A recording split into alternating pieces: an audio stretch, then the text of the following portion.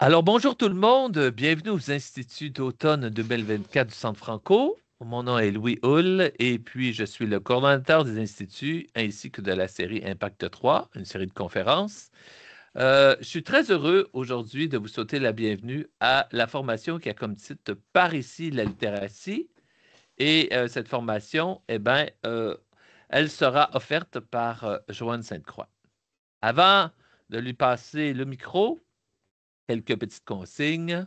Alors, on vous encourage à utiliser soit votre micro ou la boîte de clavardage pour des questions de commentaires. Puis en même temps, on vous invite à mettre votre micro en sourdine pour être capable de bien entendre ce qui se passe. De plus, veuillez noter que cette formation est enregistrée et qu'elle sera rendue disponible au cours des prochaines semaines sur le site du Centre Franco.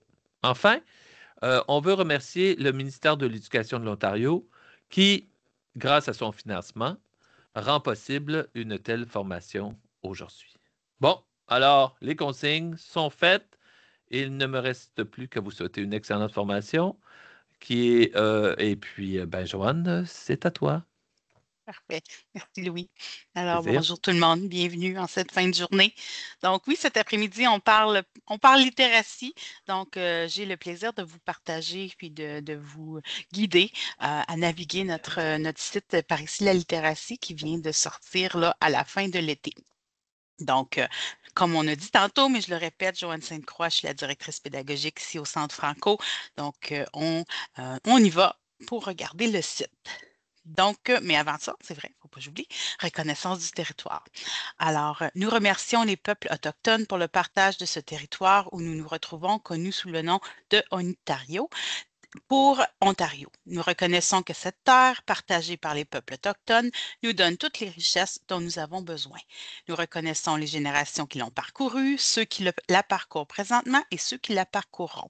Les appels à l'action du rapport de la Commission de la vérité et de la réconciliation nous parlent de l'importance de l'éducation à comprendre notre passé et le territoire sur lequel nous habitons afin que nous puissions cheminer ensemble dans un esprit uni.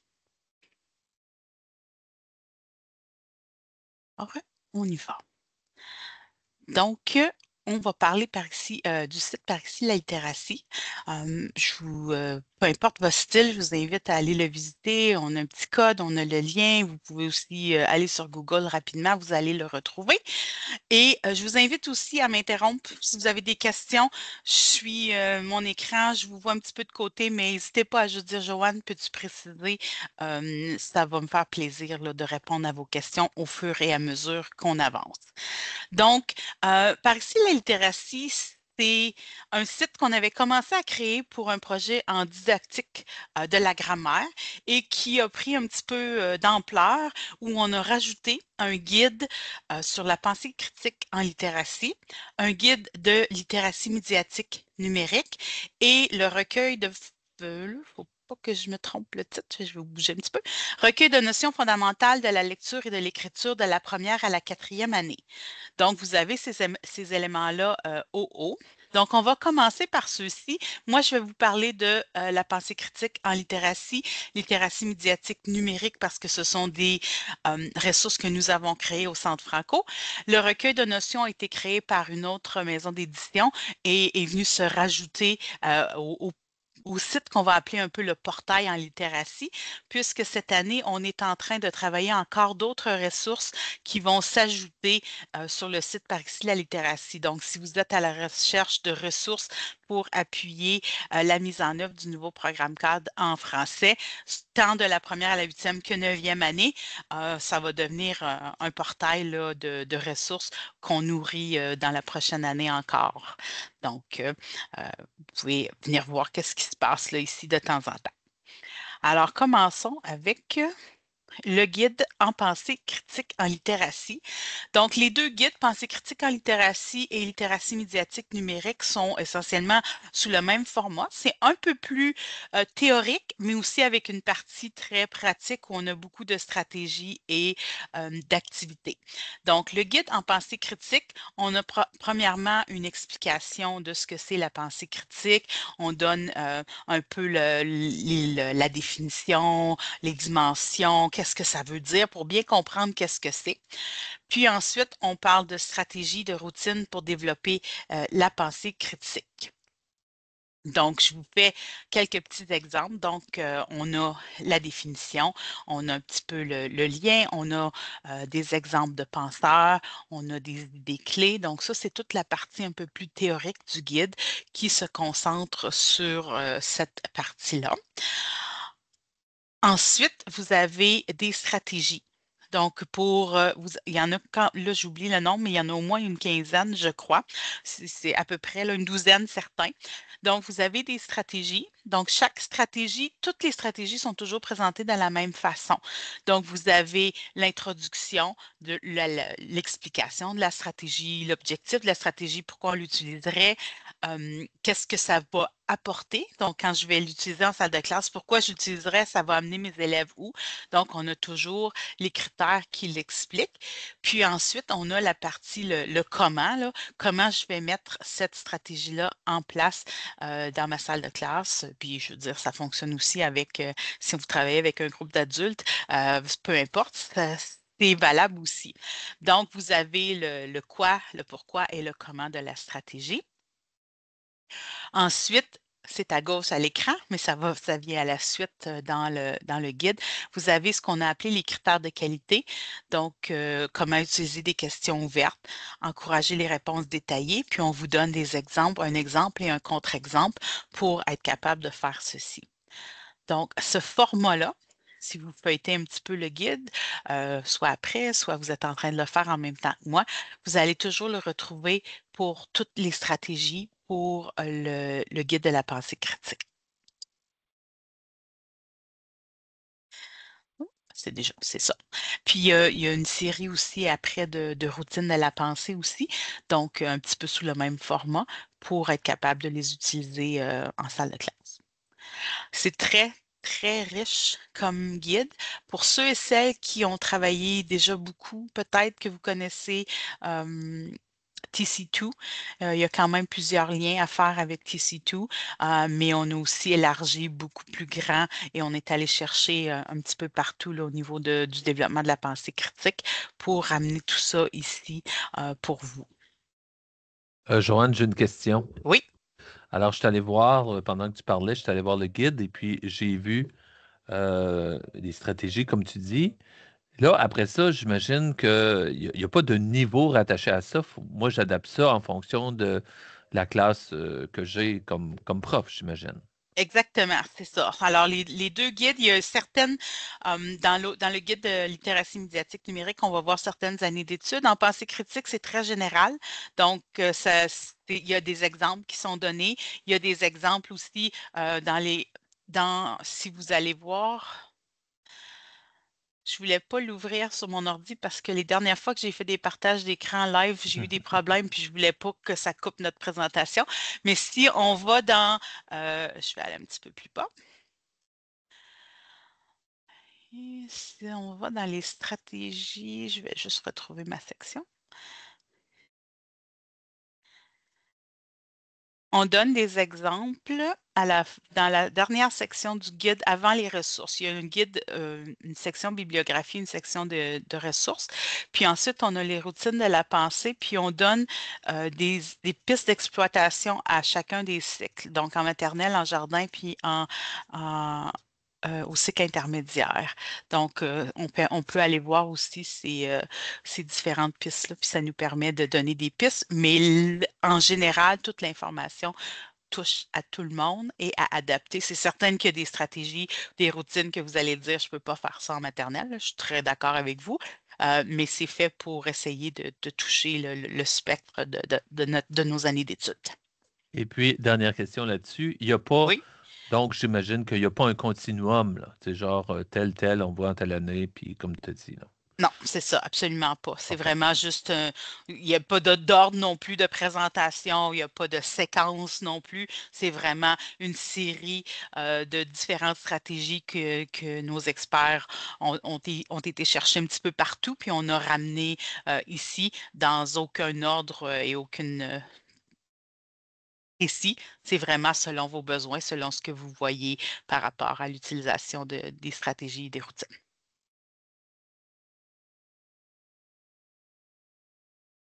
d'autres questions par rapport à ce guide-là?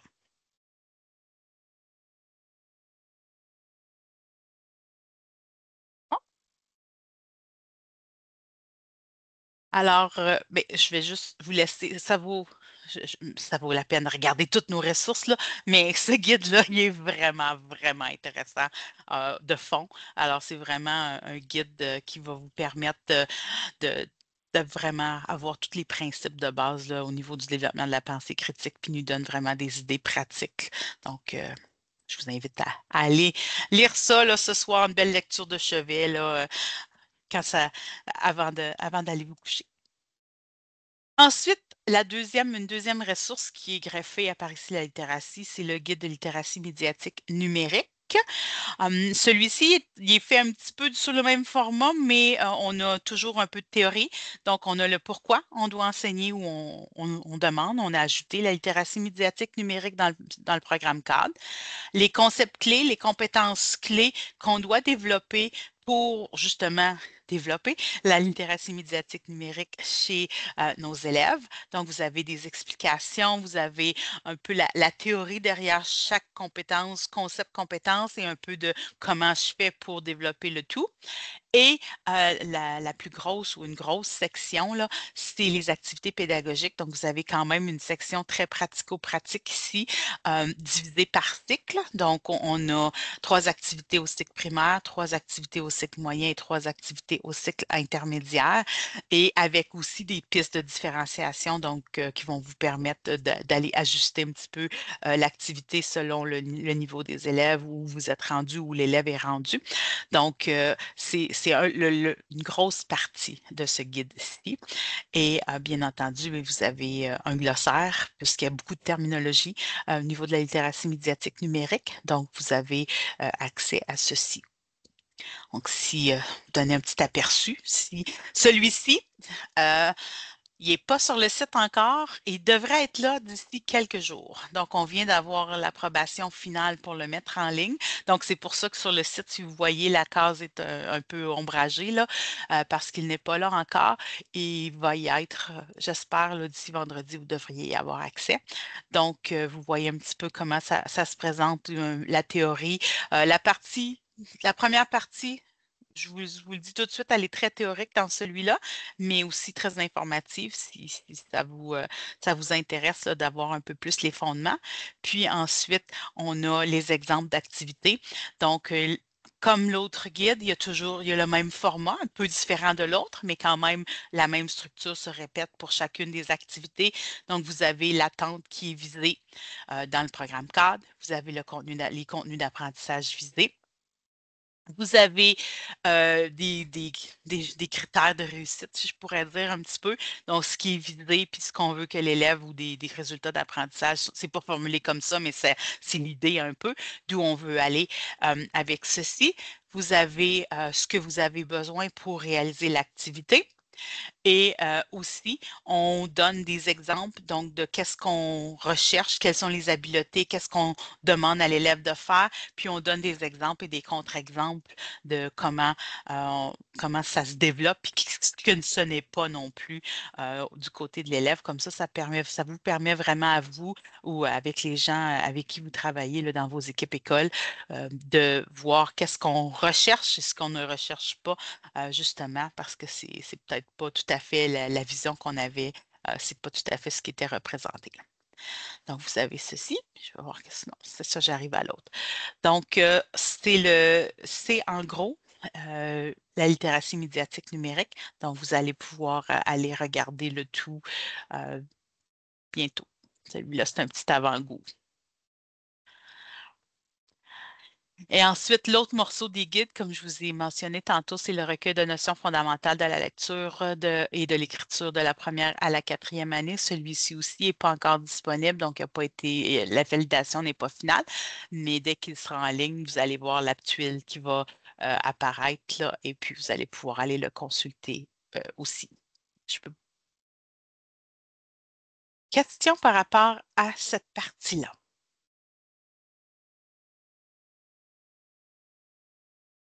Ah, OK. Ensuite, bien, je vous amène au site, le cœur du site.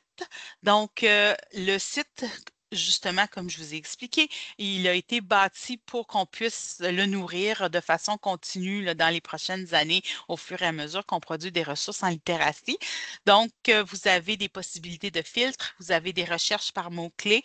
En ce moment, il y a 18, si je me semble, si je m'abuse, 18 activités. Cette année, ben là, il y en a 12, mais il y en a quelques-unes qui s'en viennent, là. Donc, il va y avoir 18 activités et il y en a plusieurs autres dans d'autres formats qui vont s'ajouter. Celles-ci, en ce moment, qui sont là, sont toutes sur le même format. Donc, vous en avez pour le cycle primaire, vous en avez pour le cycle moyen, cycle intermédiaire et vous en avez aussi pour la 9e année.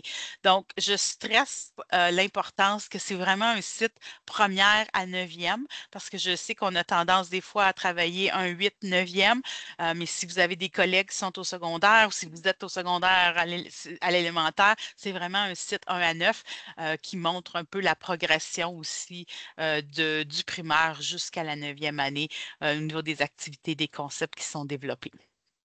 Donc, les premières activités qui sont sur le site étaient, comme j'ai mentionné au début, pour la didactique de la grammaire. Donc, ça touche vraiment pas tout, mais les contenus ou des contenus d'apprentissage qui se réfèrent à la grammaire dans le programme cadre. Donc, vous avez le menu qui vous permet de faire les filtres. Vous avez les tuiles qui expliquent qu'est-ce que l'élève va faire. Donc, par exemple, au cycle primaire, une activité sur la phrase et ses constituants. Donc, et vous avez le petit descriptif. Lorsque vous allez cliquer sur Activité guidée, vous allez avoir toute la description de l'activité. On va aller regarder ça ensemble. Et certaines des activités ont des exercices pratiques. Quand on parle des exercices pratiques, ce sont vraiment des exercices comme, moi je dis comme nous on faisait quand on était à l'école. C'est vraiment il y a une phrase, remplit le mot, conjugue le verbe. C'est vraiment de ce genre d'exercice-là, très traditionnel. Et puis pour la pratique, donc c'est des exercices de pratique et vous avez aussi les corrigés qui vont avec ça. Donc, quand vous cliquez sur exercice pratique, vous allez avoir les corrigés. Donc, chacune des activités, donc quand vous rentrez dans activité guidée, vous avez là en haut tout ce que vous avez besoin de savoir, soit en tant que conseillère pédagogique, en tant qu'enseignant, par rapport à l'information pour l'activité. Donc, vous avez le titre, vous avez quel cycle, la durée de l'activité qui est proposée, la notion grammaticale qui est visée.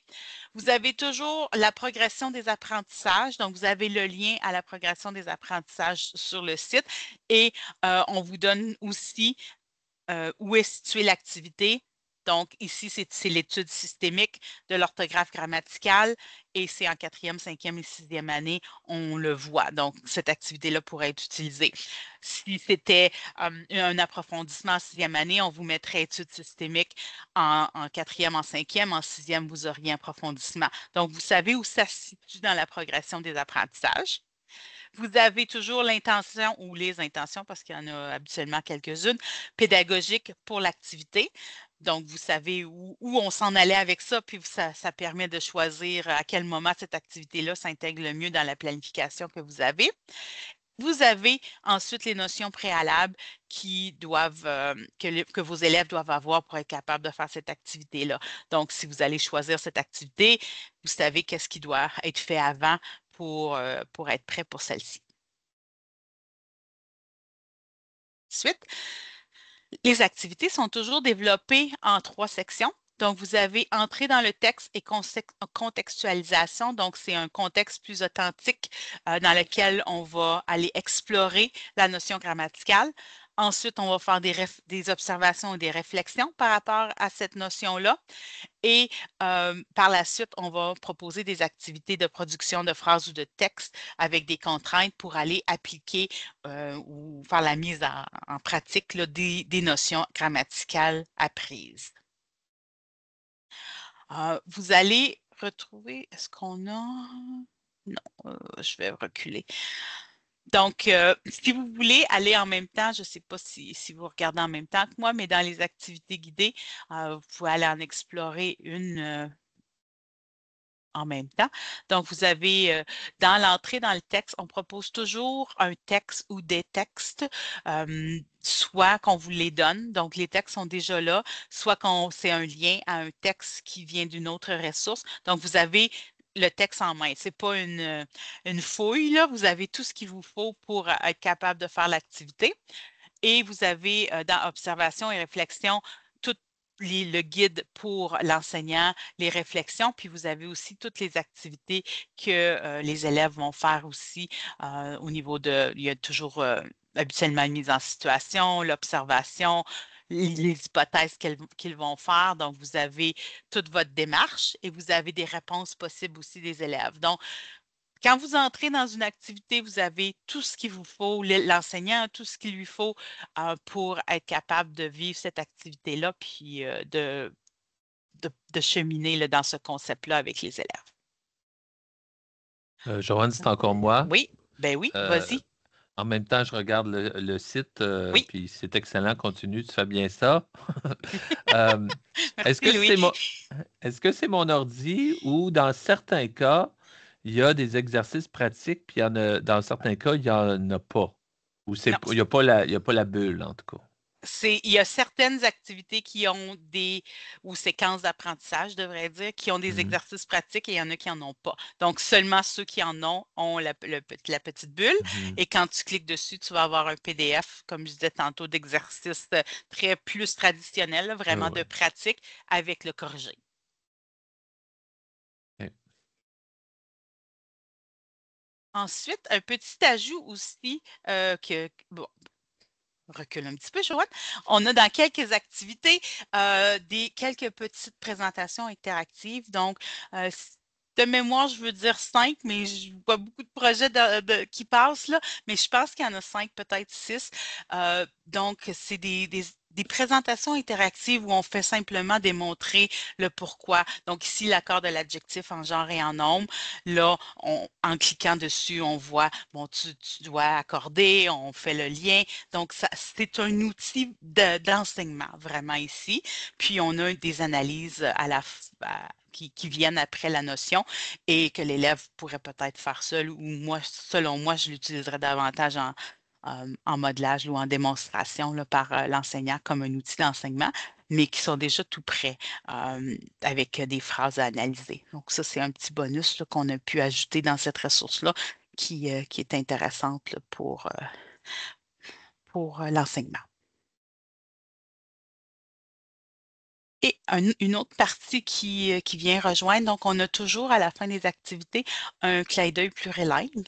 Donc, au niveau de tout ce qui est des approches plurilingues, on donne certaines petites pistes, exemples. Donc, comme ici, c'est l'accord en genre et en nombre. Donc, on dit en anglais qu'est-ce que ça a l'air de quoi. En espagnol, c'est comment.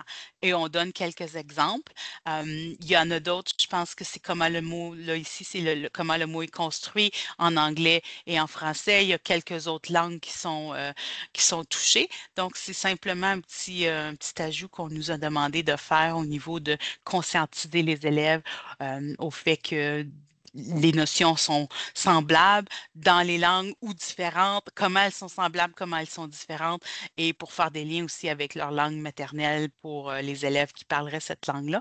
Donc, vous avez pour chacune des activités cette section-là aussi.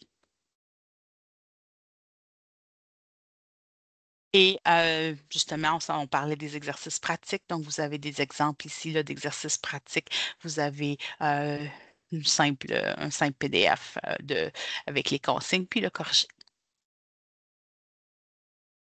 Je crois qu'on a fait le tour.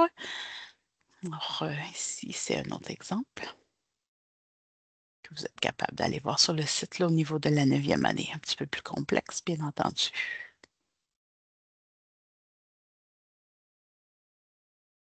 Et ça fait le tour de du site Par ici la littératie en ce moment, qui va bien entendu être appelé à grandir, comme je l'ai dit au début. Alors, je ne sais pas s'il y a des questions, des souhaits, des choses qu'on aimerait peut-être voir aussi. On peut écouter ça aussi. Des fois, ça peut donner des pistes. Alors, comme je ne veux pas être le seul à parler, là, j'invite quelqu'un d'autre à prendre le micro. Hein. On va faire 10 secondes de silence là, pour donner le goût à tout le monde. Là. Prenez votre micro si vous avez des questions ou des commentaires. Je me tais.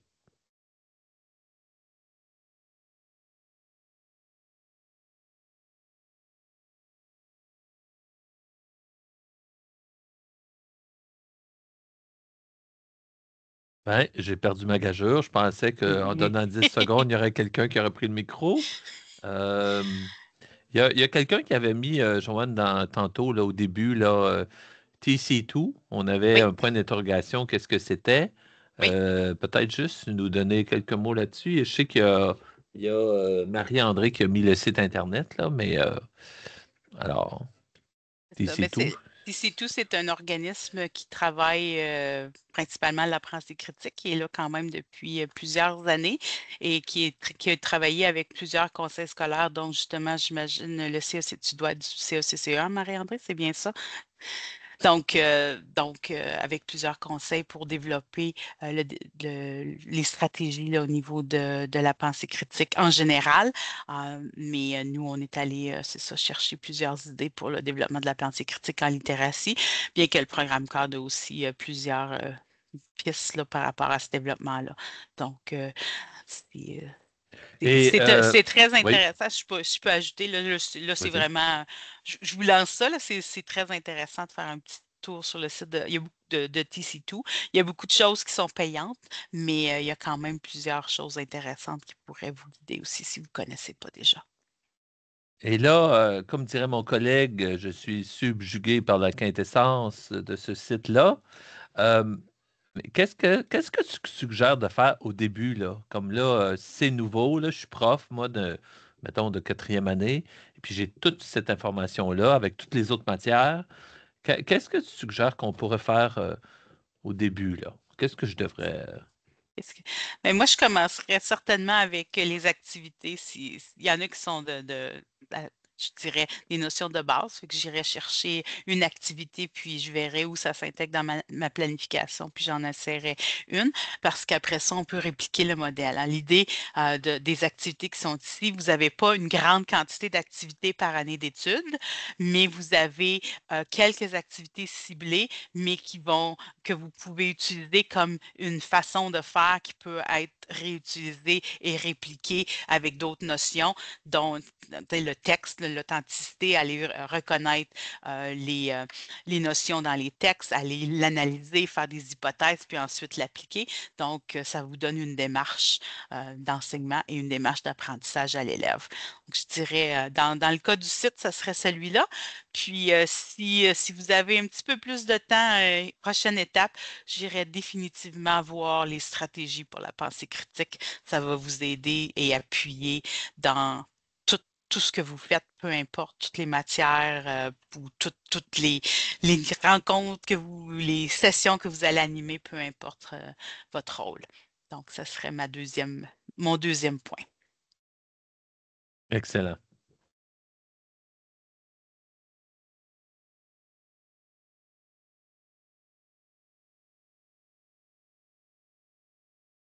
Alors, Faiza dit excellente ressource, merci beaucoup. Question, commentaire?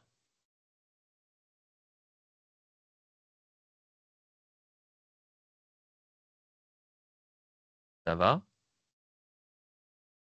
Bon. Alors, Joanne, est-ce que tu avais autre chose pour nous ou, comme disait mon Bon. chef d'orchestre, we call it a night?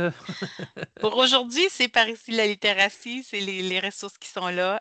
Surveillez toujours, je dis toujours, assurez-vous de regarder l'infolette, surveiller les médias sociaux, voir quelles sont les ressources qui sortent, là, qui ont été produites, qui sont publiées. Comme ça, vous restez à jour avec ce qu'on a de nouveau au niveau des ressources pour vous appuyer. Bon, alors écoute, moi je vais mettre dans la boîte de clavardage le lien au sondage de rétroaction par rapport à cette présentation aujourd'hui. Alors j'arrive tout le monde. Alors je mets ça et voilà. Et puis, ben, ce qui est beau là-dedans aussi, c'est que les stratégies, hein, si j'en choisis une, ben, j'en parlerai pas juste une fois à mes élèves, là. si je veux développer cette stratégie chez mes élèves, le guide est là pour m'expliquer le pourquoi, le comment, etc. Mais après ça, comme tu l'as dit tantôt, là, dans divers contextes, diverses matières, ben, à un moment donné, la pensée critique, là, c'est pas juste, je sais pas moi, en français ou je sais pas quelle C'est matière, là, très, ça se fait, très transférable. ça se fait C'est partout. justement une compétence transférable, hein. C'est une compétence qu'on peut Hmm, utiliser oui, dans tous les domaines, finalement. exactement. Euh, et puis, on me demande la liste de présence. Ah! Que vous êtes perspicace, tout le monde. Et là, je ne l'ai pas. Attendez, laissez-moi 2 secondes, je vais vous organiser ça, là. Je vais aller vous chercher ça, ça ne prendra pas de temps. Et puis, c'est rare que je suis... attendez, feuille de route, liste de présence, j'arrive. Et voilà, formulaire de présence, le lien suivant, copier. Et voilà, on va mettre ça ici. Liste, présence. Et voilà, autre question comme ça, j'aime ça, des défis.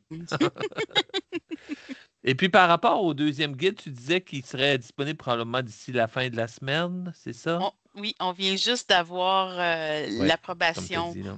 ministérielle, donc on vient de le lancer c'est ce que nous on appelle en démo, là. Puis ça devrait, c'est ça, arriver public là, sous peu, dans les prochains jours. Puis j'imagine parce que c'est numérique, ça l'amène vers le cyber-citoyen, là, la citoyenneté numérique, ou non? Un, un peu, oui, oui, c'est certain qu'il y a des liens à faire avec la citoyenneté numérique, absolument. Oui. Bon, excellent. Bon, ben, écoutez, tout le monde, je te dis merci, Joanne, pour cette Ça fait présentation. Je trouve que plaisir. c'est très riche. Je vais arrêter l'enregistrement à l'instant et je reviens avec le mot de la fin.